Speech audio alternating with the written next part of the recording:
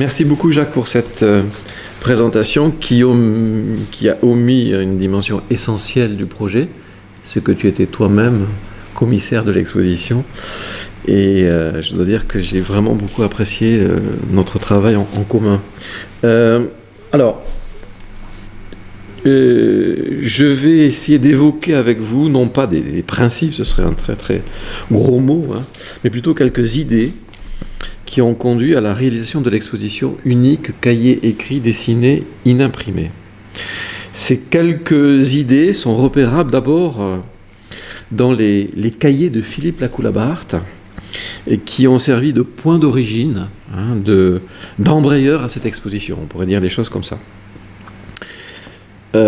Comme toujours dans ces cas-là, dans le cas des expositions à monter et à montrer, je crois qu'il faut vraiment partir des objets. Et ici, ces objets ont la particularité, ou plusieurs particularités, disons.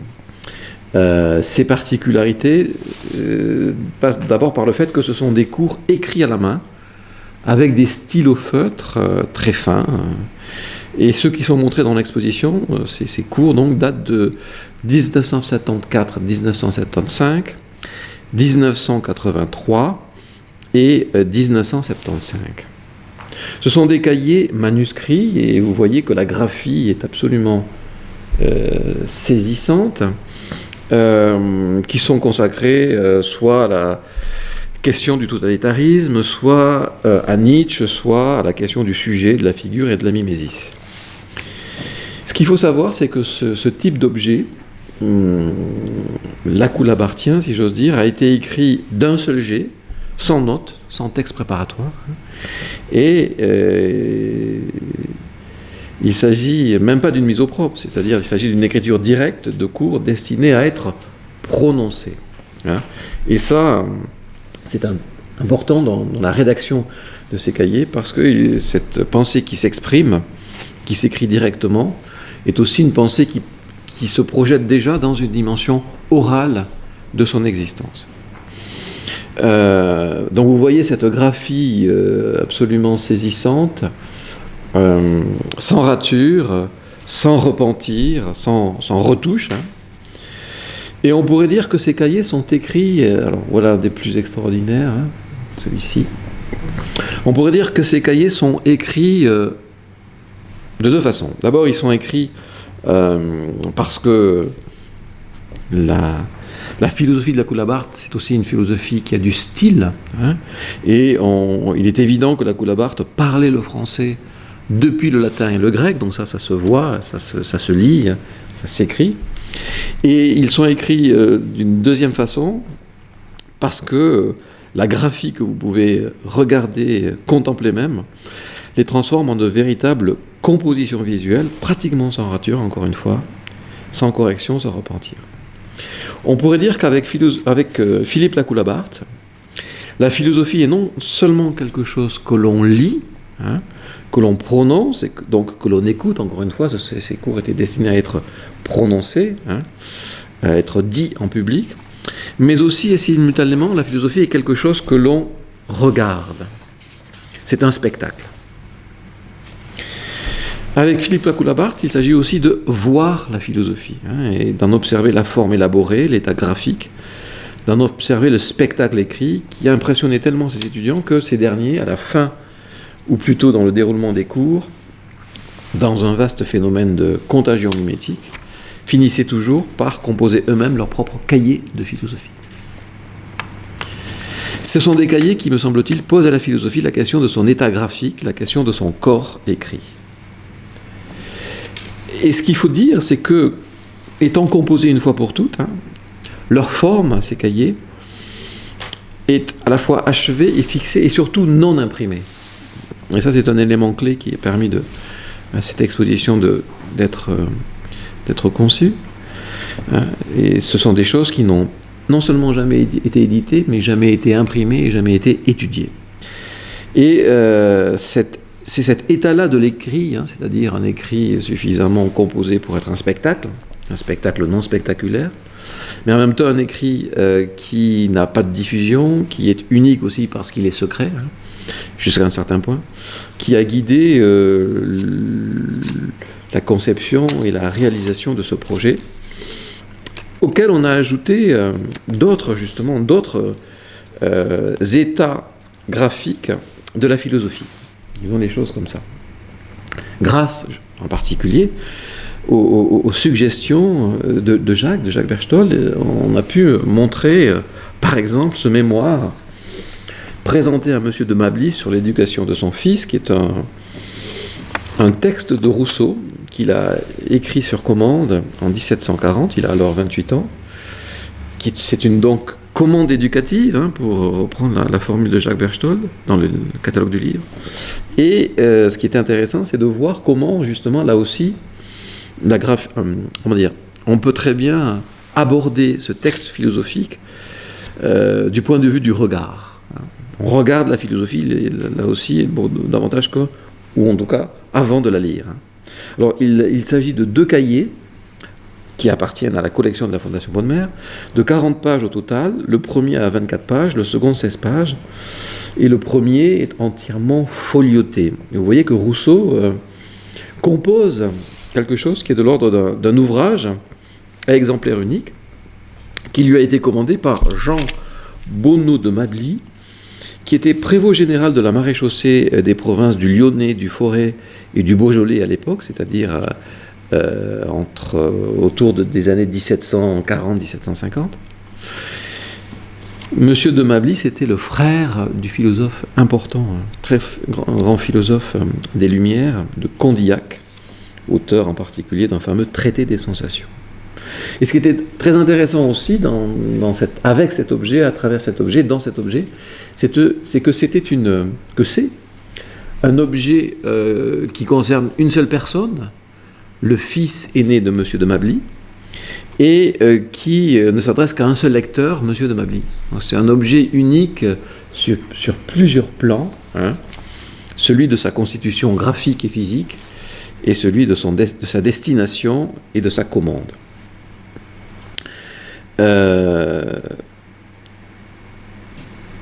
Vous voyez que là, Rousseau met en page, hein, son texte, une pagination quasiment intégrale des 2 cahiers, et une écriture, une graphie qui n'est pas du tout celle d'un brouillon, mais plutôt, on l'imagine en tout cas, d'une mise au propre. Donc il y a, entre les cahiers de Lacoue et ces 2 cahiers de Rousseau, cette façon de poser une écriture, hein, de travailler avec une écriture calme, hein, et de créer un objet qui est unique en son genre, un objet qui est plus qu'un brouillon, encore une fois, et pas encore un livre. Donc un objet inimprimé, inédité, non édité. Disons les choses comme ça. Alors on a cherché dans l'exposition d'autres spectacles philosophiques graphiques, hein, qui pourraient étayer cet embrayeur qui étaient les cahiers de Philippe Lacoue-Labarthe, qui pourraient enrichir, étendre, compléter un panorama. Et on a trouvé dans la collection du Mamco ce cahier-livre de Jean-Luc Nancy, que celui-ci a titré « Le philosophe boiteux ». C'est un livre écrit, c'est un manuscrit à exemplaire unique. Nancy le qualifie de carnet-livre. Il a 47 pages. Et vous voyez que là aussi, il est composé, hein, comme un objet écrit d'un seul jet, mais sur plusieurs semaines. Hein. Il n'y a là aussi eu aucune étape préparatoire. Il a d'emblée pris le sujet à bras-le-corps, en utilisant un titre déplacé. Le titre, c'est celui du texte de Vélez de Guevara, qui date de 1641, Le diable boiteux, hein, qui a été repris par Alain-René Lesage en 1707, à travers toujours le même titre, hein, Le diable boiteux. Nancy s'est servi de ces titres-là pour aller vers la philosophie, le philosophe boiteux, car son texte, c'est un texte qui concerne Descartes. À l'époque, Nancy travaillait un livre sur Descartes qui sera publié un tout petit peu après, dont le titre est Ego Sum. Et puis, il a décidé donc de parler de Descartes en occupant ce cahier uniquement sur la page de droite, la plupart du temps en tout cas. Donc c'est un parti pris éditorial très net. Quelquefois, il a mis sur la page de gauche des emprunts à d'autres ouvrages, à d'autres textes. Ici, sur la page de gauche, vous avez un schéma qui est extrait de la dioptrique de Descartes. Le livre porte sur Descartes, donc il a puisé dans le vivier des livres de Descartes quelques ajouts, quelques compléments en son texte. Quelquefois, il a mis des remarques, mais ce qu'il faut retenir, c'est que c'est véritablement un objet conçu comme une œuvre en soi, qui était destiné à être recopié plusieurs fois, mais ça n'a pas été le cas, parce que le projet s'est arrêté là. C'était en fait un projet qui était lancé avec un artiste, toujours vivant d'ailleurs, François Martin, qui avait conçu une boîte dans laquelle il voulait que ce cahier de philosophie soit consigné, d'où aussi le titre, le philosophe boiteux.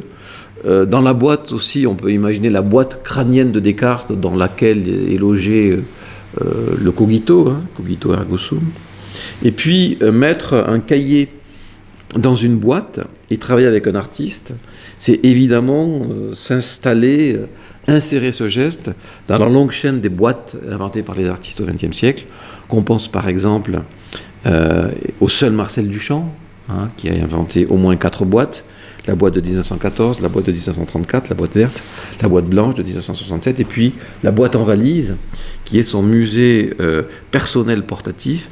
Toutes ces résonances à la fois littéraires, philosophiques et plastiques sont présentes dans ce livre qui se veut une copie unique, exécutée le 1er avril 1978, d'un ouvrage qui a la forme donc d'un livre non imprimé. Alors on a commencé comme ça à accumuler les objets en suivant et en gardant ce fil de l'écriture spectacle et de l'inimprimé qui l'accompagne. Et en allant à la bibliothèque Kandinsky, j'ai regardé certains cahiers de philosophie de Raymond Duchamp-Villon, très très grand artiste du début du XXe siècle, auteur d'une sculpture qu'on pourrait qualifier de cubo-futuriste, le cheval majeur en 1914, frère de Jacques Villon et de Marcel Duchamp. Et je me suis rendu compte que en fait, Raymond Duchamp-Villon avait fait un cahier de philosophie dans la bibliothèque Kandinsky, il y a 4 cahiers de Raymond Duchamp-Villon qui sont il y en a 3 qui sont très broussailleux. Et celui-ci, par contre, le 4e, donc, est véritablement un manuel de philosophie manuscrit. Voilà.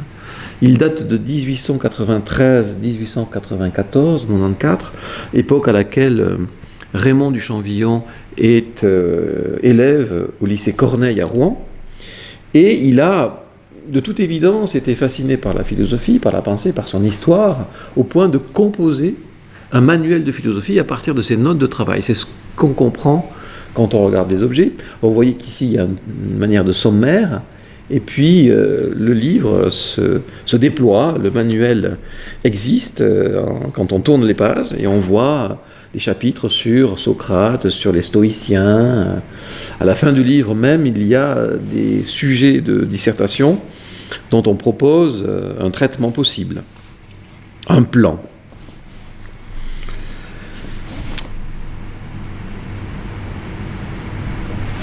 Il est certain que la spéculation est quelque chose qui habite Raymond Duchamp-Villon avant même qu'il devienne le sculpteur qu'on sait. Et si dans les années 10 il a participé activement, ardemment même, au groupe de Puteaux créé par ses frères et des artistes comme Kupka, Glaise, Metzinger, c'est probablement aussi parce que ce goût de la spéculation qui est évident dans ce livre plein de respect pour l'histoire de la philosophie est allé au-delà de sa période estudiantine. Ce qu'on peut dire, c'est qu'à travers tous ces exemples, donc, nous apparaît une sorte de morphologie graphique de la philosophie, qui, encore une fois, a été plus regardée par nous que lue. Nous n'avons pas suivi la logique des contenus de thèse, mais celle morphologique de l'énergétique de la trace. Fut-elle, comme chez la Coulabart, de plus en plus réduite, cette énergétique, de plus en plus réduite sur la page, au fil du temps. Au fond, on pourrait dire que nous avons suivi deux idées mises en évidence par Paul Valéry lorsqu'il a pris connaissance, grâce et avec Mallarmé, de l'existence du coup de dé. Et on montre dans l'exposition les épreuves. Alors, de la deuxième version du coup de dé. Le coup de dé a été publié pour la première fois dans une revue en mai 1897, la revue Cosmopolis. Mais Mallarmé n'était pas du tout satisfait de cette publication. Donc il a préparé quasiment dans la foulée une deuxième publication qui avait été organisée, préparée avec Ambroise Vollard, qui devait la publier, cette deuxième version, accompagnée de lithographies d'Odilon Redon. Et là, vous avez sous les yeux les corrections de Mallarmé par rapport à ce coup de dé destiné à être publié par Ambroise Vollard. Et ce document, cet objet est vraiment dans l'exposition. Et puis, devant la difficulté de publier ce poème typographique et cosmogonique, Vollard a baissé les bras.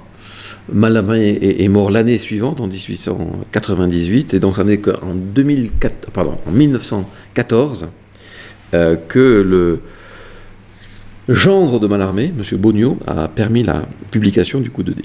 Donc, Paul Valéry a été à un moment donné sollicité par Mallarmé pour voir le poème et pour en entendre la lecture par Mallarmé lui-même, et rue de Rome. Et lorsqu'il a eu en main et dans l'oreille, si j'ose dire, ce chef-d'œuvre de la littérature de la fin du XIXe, Paul Valéry a écrit un texte dans lequel il raconte son expérience, un texte qu'il a adressé ultérieurement au directeur de la revue Marge. Et voilà ce que dit Valéry à un moment donné. Toute son invention, déduite d'analyse du langage, du livre, de la musique, poursuivie pendant des années, se fonde sur la considération de la page, unité visuelle qu'il avait étudiée très soigneusement, même sur les affiches, sur les journaux. L'efficacité des distributions de blanc et de noir, l'intensité comparée des types l'avait intéressé. Il a eu l'idée, donc Mallarmé, de développer ses moyens, consacrés jusqu'à lui à exciter grossièrement l'attention ou à plaire comme ornement naturel de l'écriture. Mais une page, dans son système, doit, s'adressant au coup d'œil qui précède et enveloppe la lecture, intimer le mouvement de la composition. Faire pressentir par une sorte d'intuition matérielle, par une harmonie préétablie entre nos divers modes de perception ou entre les différences de marche de nos sens, ce qui va se produire à l'intelligence. Mallarmé introduit à travers le coup de dé une lecture superficielle est mise en italique par Valéry, qui l'enchaîne à la lecture linéaire. C'était enrichir le domaine littéraire d'une deuxième dimension. Deux points sont ici particulièrement à souligner et sont particulièrement aussi à relever par rapport au travail qui a été accompli. D'abord le fait que, pour Valéry, Mallarmé considère la page, il y a une considération de la page comme unité visuelle. Et il précise un peu plus bas que cette page s'adresse au coup d'œil. Et on a essayé effectivement aussi de considérer la page comme unité visuelle optique, disons. Deuxièmement, ce que relève Valéry, c'est le fait que Mallarmé introduit une lecture superficielle qui l'enchaîne à la lecture linéaire. C'était enrichir le domaine littéraire d'une deuxième dimension, dit Valéry. Donc ce qu'on pourrait dire, c'est que pour Valéry, Mallarmé aurait introduit une deuxième dimension de la lettre. Non pas simplement la lettre dans son approche linéaire, dans sa lecture comme telle, mais la lettre participant à une entité de surface. Ce qu'il a appelé plus haut la page comme unité visuelle. La lettre comme être de surface, autrement dit, me semble-t-il, le signe, la trace comme ce qui prend forme d'une manière superficielle, d'un coup d'œil, sur la surface de la page, sur la page comme surface. Bref, la lettre comme prise de forme et le texte envisagé non pas d'abord et avant tout du point de vue de son contenu, mais de sa morphologie, de son, on pourrait dire les choses comme ça, énergétique graphique. Cette énergétique graphique si prégnante, si patente chez la Coulabarte. Il me semble qu'en faisant de la sorte avec la page, en l'abordant superficiellement, c'est-à-dire d'une manière pelliculaire, on est fidèle, c'est une première remarque que je voudrais faire, à la façon dont Martin Bodmer lui-même a conçu son rapport au livre et donc à sa bibliothèque. Dans le carnet numéro 34, rédigé en 1929, dans lequel il consigne, comme dans ses autres carnets, ses réflexions sur la Bible, ce qu'il appelle la bibliosophie, Bodmer écrit la chose suivante. Le livre, l'imprimé, merveilleuse inscription de l'esprit dans la matière, suscite en moi un attrait et une forme de joie. Ne serait-ce que de ce point de vue, une bibliothèque bien choisie et d'une certaine ampleur est quelque chose de considérable. L'écriture, le caractère et sa reproduction, avec leur détermination d'époque, l'ordonnancement des lettres en une composition visuelle efficace et réfléchie, tout cela est peut-être plus extraordinaire que l'ensemble des arts plastiques. Typographie, souligné. Typo, trait d'union, graphie, souligné. Formule magique à nul autre pareil. Encre et magie noire, salut et malédiction sans équivalent, saisie par l'écrit de la vie sublimée, la langue. En soulignant l'importance de l'approche typographique, typos, qui signifie en grec marque, caractère, dans la constitution de sa bibliothèque, Bodmer semble prôner une approche morphologique de l'écrit. En cela, il serait toujours et encore fidèle à Goethe, dont la pensée sur la littérature mondiale a guidé la réflexion de Martin Bodmer. Une approche qui se distingue bien de ce que, dans un autre carnet, Martin Bodmer appelle la graphologie. Il ne s'agit pas de graphologie, parce que la graphologie, ce serait une approche tout à fait psychologisante de la matière graphique, mais d'une approche, encore une fois, morphologique, dans la lignée probablement, mais ça, je ne suis pas assez qualifié pour le certifier, je dis ça sans aucune certitude, au fond, dans la lignée peut-être de Goethe. Donc nous avons considéré les œuvres de cette exposition comme des entités pelliculaires telles que Mallarmé a pu nous les indiquer, comme des entités de surface sur lesquelles un monde graphique paraît. Nous avons essayé d'être des lecteurs donc superficiels. Et là, je voudrais faire une toute petite remarque avant de revenir aux œuvres de l'exposition elle-même. Il me semble que cette prégnance de la surface, on la trouve dans tout un pan de l'art moderne. Que l'on pense par exemple aux collages cubistes, qui sont des œuvres complètement à plat, sans profondeur de champ, sans perspective. Je vous montre ici une pièce de Picasso qui date de 1912, guitare, partition et vers. La page, cette unité visuelle, on la trouve dans ce collage-là, et c'est une page d'une portée musicale. La page, cette unité visuelle, pour parler comme Mallarmé et Valéry, ou plus précisément la feuille, y apparaît comme un moment possible du tableau. Ici, le tableau, non seulement accueille la feuille, ça c'est une autre œuvre de 1912, feuille de musique et guitare, le tableau accueille, j'allais dire même de plus en plus la feuille, chez Picasso, dans cette série d'œuvres. Celle-ci prend de plus en plus d'importance, au point que la feuille devient le tableau. La feuille et le tableau, la page de papier journal. Donc cette identité pelliculaire que relève Valéry chez Mallarmé, de la surface d'inscription, on peut évidemment aussi la retrouver d'une manière tout à fait caractéristique dans l'art moderne. Ce qui veut dire que lorsque Mallarmé et Valéry parlent de lecture superficielle, cette lecture a aussi et fondamentalement une dimension plasticienne, cette lecture ouvre à et participe de l'art moderne. La lecture superficielle veut donc dire lecture plasticienne par conséquent. Et cette plasticité du signe, Marcel Duchamp en a donné une description possible à travers une note qui date de 1914. Dans cette note, Marcel Duchamp dit la chose suivante. Plus de distinction générique, spécifique, numérique entre les mots. Table n'est pas le pluriel de table. Marge n'a rien de commun avec marge. Plus d'adaptation physique des mots concrets. Plus de valeur conceptive des mots abstraits. Le mot perd aussi sa valeur musicale. Il est seulement lisible. C'est ça la lecture plasticienne pour Duchamp. Le mot est seulement lisible en tant que formé de consonnes et de voyelles. Il est lisible des yeux et peu à peu prend une forme à signification plastique. Il est une réalité sensorielle, une vérité plastique, au même titre qu'un trait, qu'un ensemble de traits.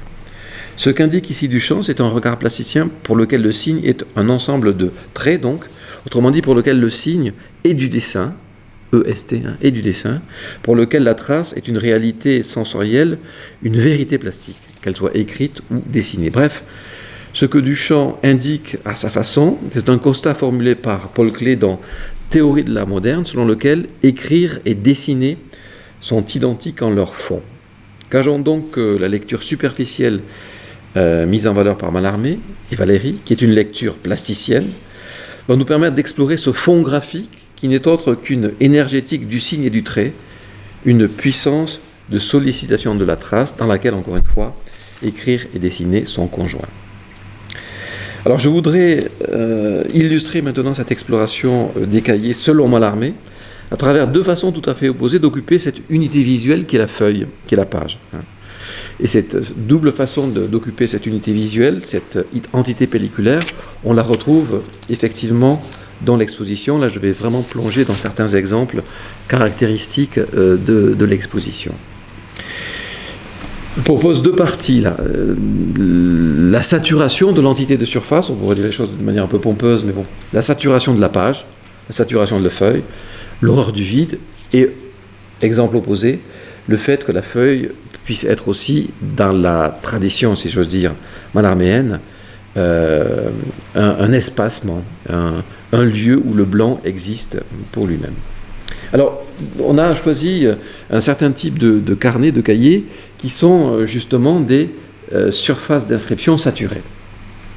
Par exemple, ces cahiers de l'artiste croate Juliš Kniffer, qui appartiennent à la collection du MAMCO, et qui sont des pages, comme vous le voyez, complètement investies par le signe, par la trace.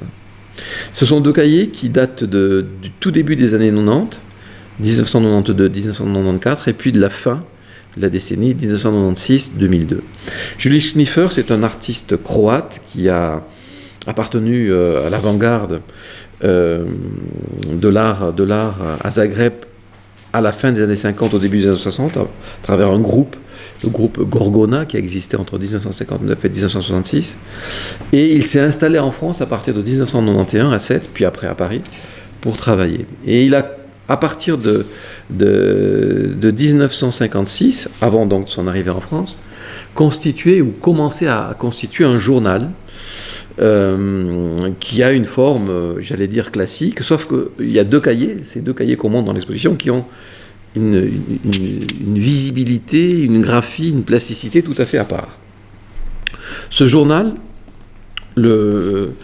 Juliš Kniffer le qualifie, le caractérise comme étant un journal banal qui est destiné à rythmer la monotonie de l'existence. Dans l'exposition, me semble-t-il, il y a deux journaux banals. Celui-là, et puis celui d'Amiel, qui est peut-être aussi le document le plus monumental sur la fascination pour la banalité, pour le quotidien le plus aplati. Donc ici, Kniffer compose ses cahiers avec des stylos de couleurs différentes, et il utilise ces blocs de signes comme autant de formes plastiques qui composent une sorte de marqueterie écrite, dessinée, très visuelle. et qui satisfait une sorte de pulsion de remplissage tout à fait étonnante. Hein. Alors pour le lire, il faudrait comprendre et décrypter le cerveau croate.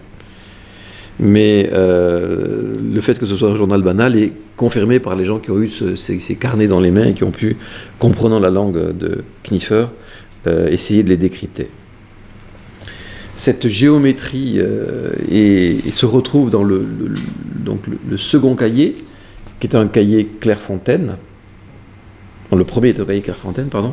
Le second est un autre cahier. Et on retrouvera beaucoup de cahiers Clairefontaine dans cette exposition. Où là aussi, vous voyez, les compositions visuelles et scripturales se poursuivent. Ce ne sont pas des petits cahiers, c'est pas 5-6 pages, c'est vraiment 20, 30, 40 pages chaque fois. Et ce sont des objets qu'on prend avec soi, qu'on peut mettre dans un sac, qu'on peut peut-être même porter avec soi. Alors, ça c'est un moment un petit peu particulier, puisqu'il y a une page qui n'est pas traitée. Mais très vite, cette compulsion graphique va prendre le dessus. Il y a ici une imbrication méandreuse des textes entre eux, des textes qui dévorent tout l'espace graphique. Il y a une sorte de dévoration de la surface par le signe et par la trace. Par le texte qui est aussi un bloc de couleurs.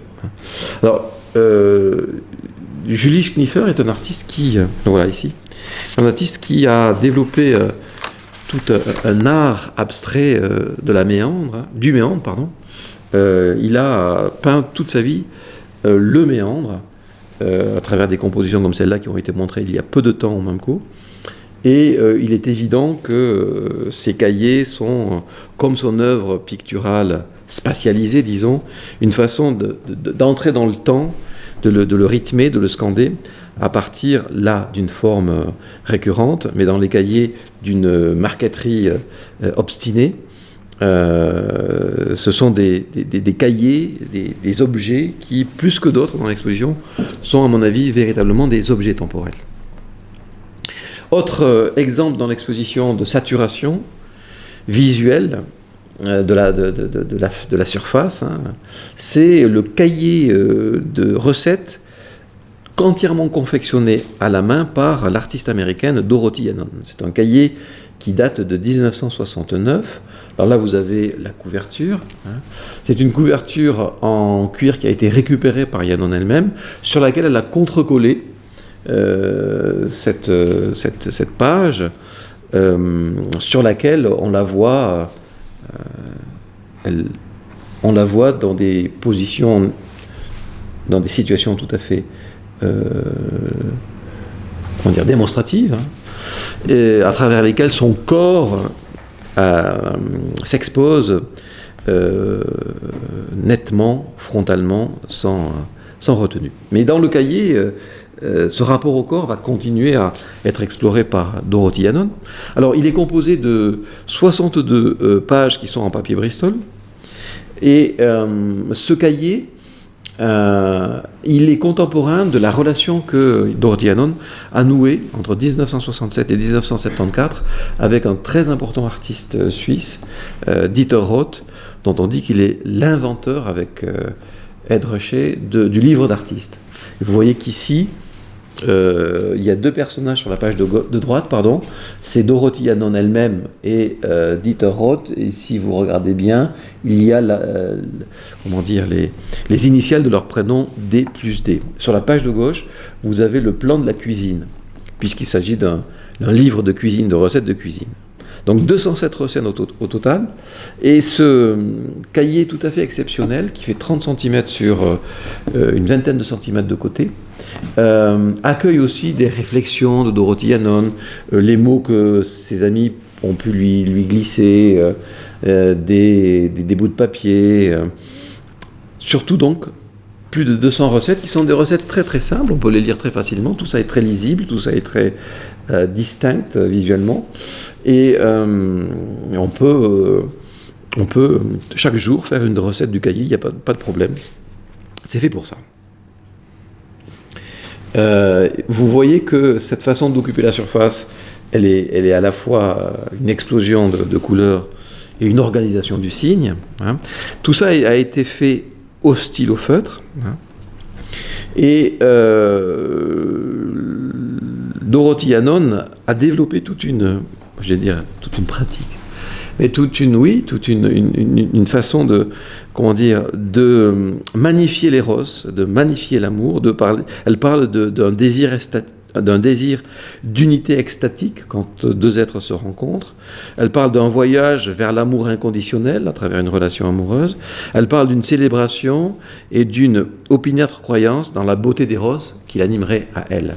Et c'est aussi ça qui traverse cet objet de plaisir et de désir, ce rapport érotique à Dieter Roth, qui est son amant du moment, et aussi à la nourriture elle-même, qui est à la fois une façon de se nourrir et aussi d'entretenir le désir en préparant justement des recettes pour la personne avec laquelle on espère passer du temps.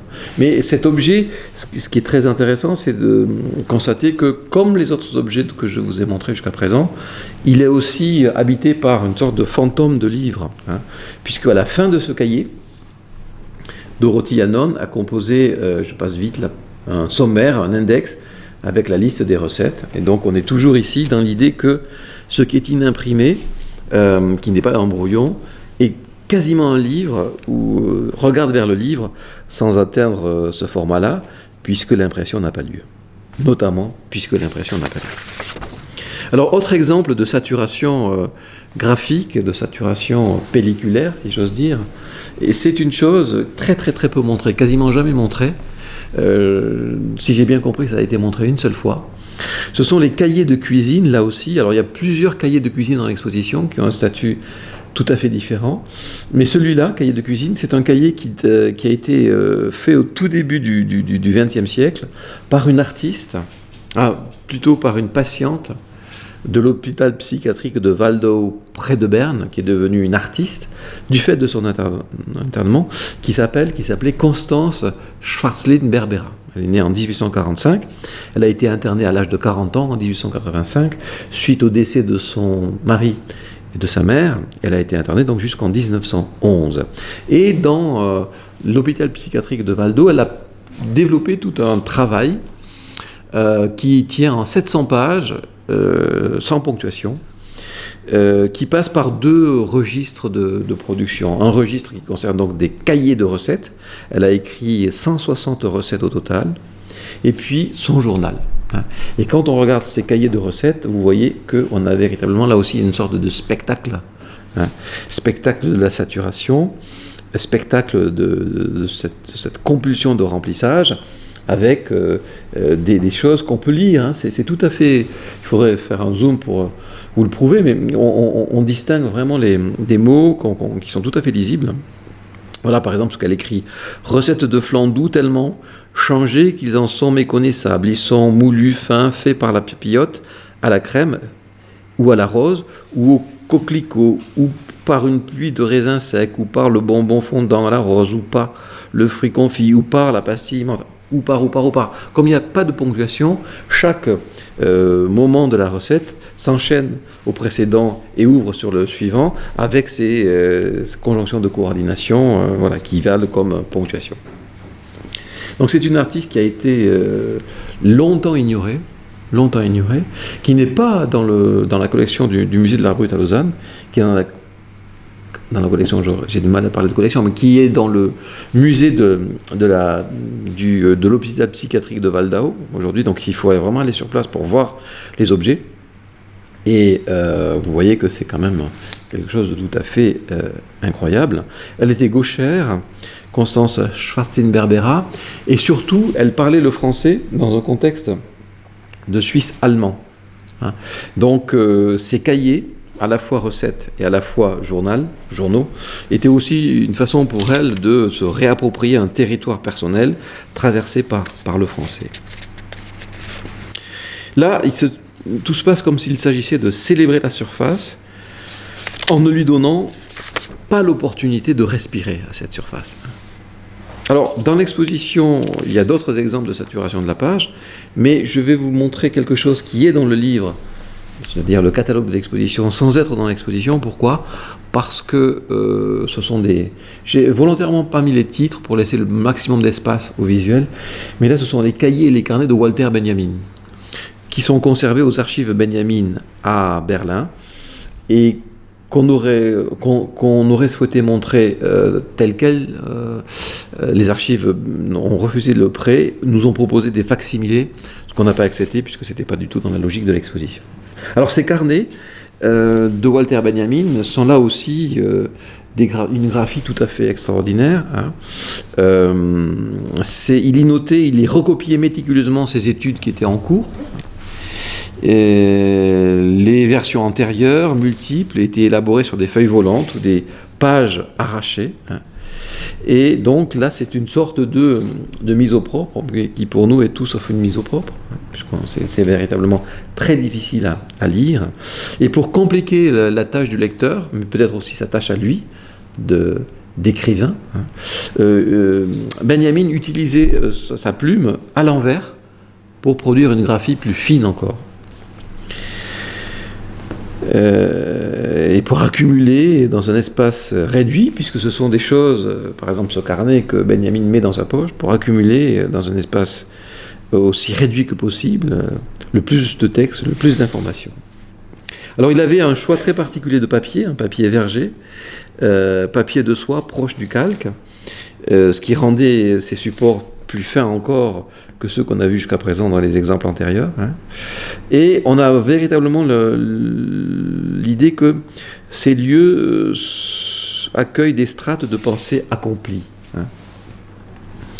Et des pensées qui, de toute évidence, ne pouvaient être vues, comprises, décryptées, déchiffrées que par Benjamin lui-même. Ce sont des carnets de poche, des carnets de très petite taille, ceux-là, qui renferment une sorte de trésor artisanal, à la limite de la lisibilité, c'est-à-dire à la limite de la visibilité ou de l'invisibilité. Hein. Ce sont des carnets de signes, donc non pas des carnets de figures, des carnets saturés sur lesquels la pensée se précipite comme pour ne pas être oubliée. Donc ça, c'est un premier volet dans cette pratique de la surface, dans cette exploration de la page, hein, comme unité visuelle.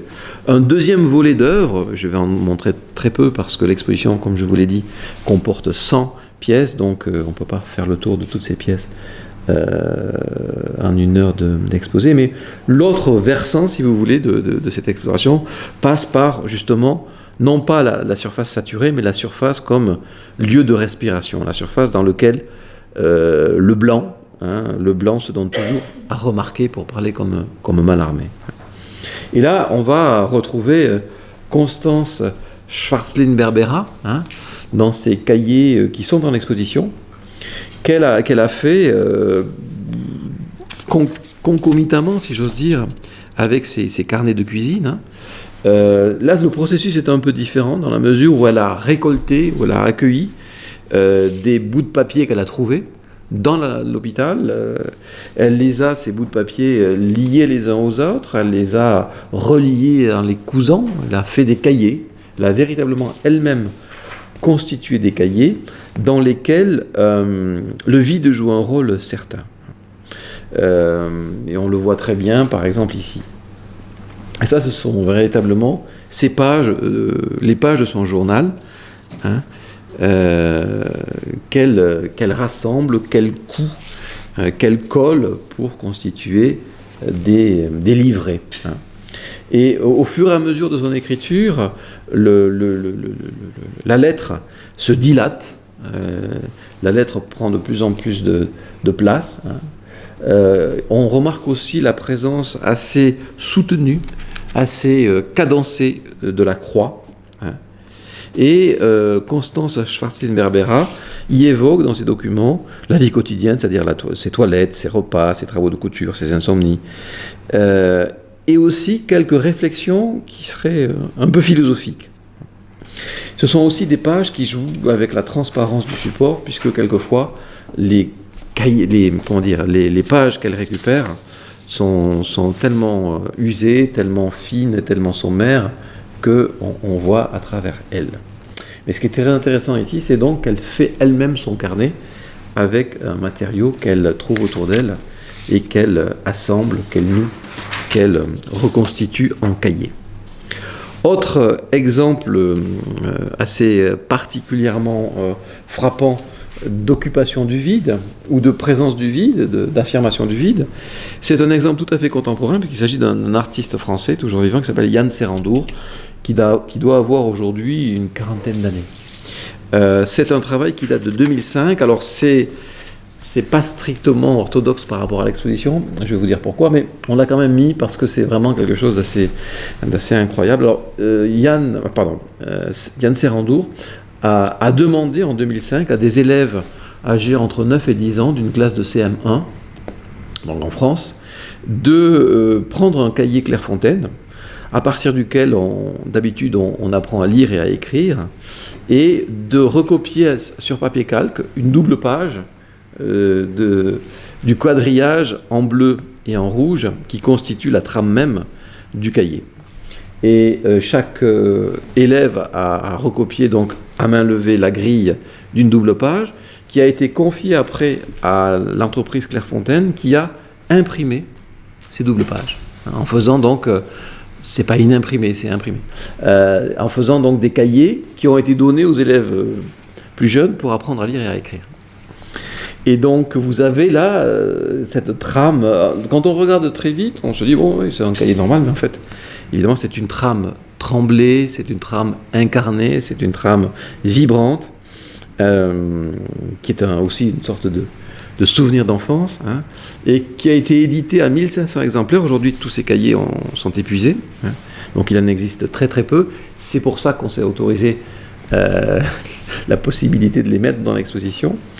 Et là aussi, le vide est fondamental, le vide quadrillé, sachant que la grille que vous avez sous les yeux, c'est aussi un schème majeur de l'art moderniste, que ce soit dans l'architecture, avec Mies van der Rohe en particulier, que ce soit dans la peinture, avec Mondrian, que donc ces cahiers, qui sont des objets d'enfance, qui sont des souvenirs d'enfance, sont aussi une façon de revisiter un des motifs majeurs du haut modernisme occidental, revisitation depuis l'enfance, justement.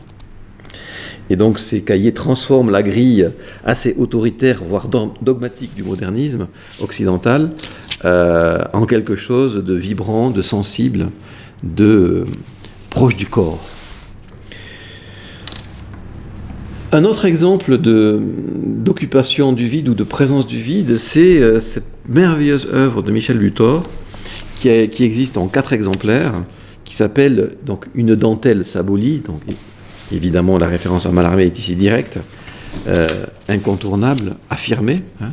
Ce qui est très intéressant ici, c'est que cet objet qui a été fait donc par Butor de A à Z, si j'ose dire, est constitué d'une bande de papier pliée en deux, 3 fois pliée d'abord en 2 pour faire un cahier, hein, c'est la première forme possible du cahier, c'est la première apparition possible d'un cahier, et puis dans un second temps, ou dans un premier temps, peu importe d'ailleurs, Butor a fait des rabats. Hein.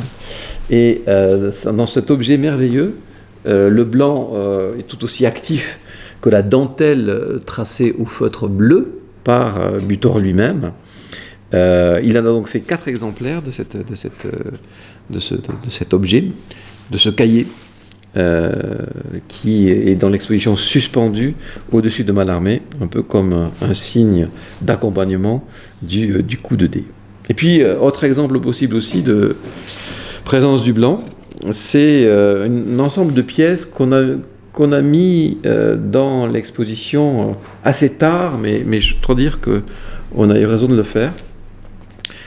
C'est une pièce de l'artiste libano-américaine Ethel Adnan, très très grande artiste à mon avis, qui à partir des années 60, c'est quelqu'un qui a beaucoup travaillé la philosophie et à Paris et aux États-Unis et en Californie, qui écrit de la poésie, de la littérature, de la philosophie, qui fait des cartons pour réaliser des tapisseries et qui à partir de 1960 s'est mis à la peinture.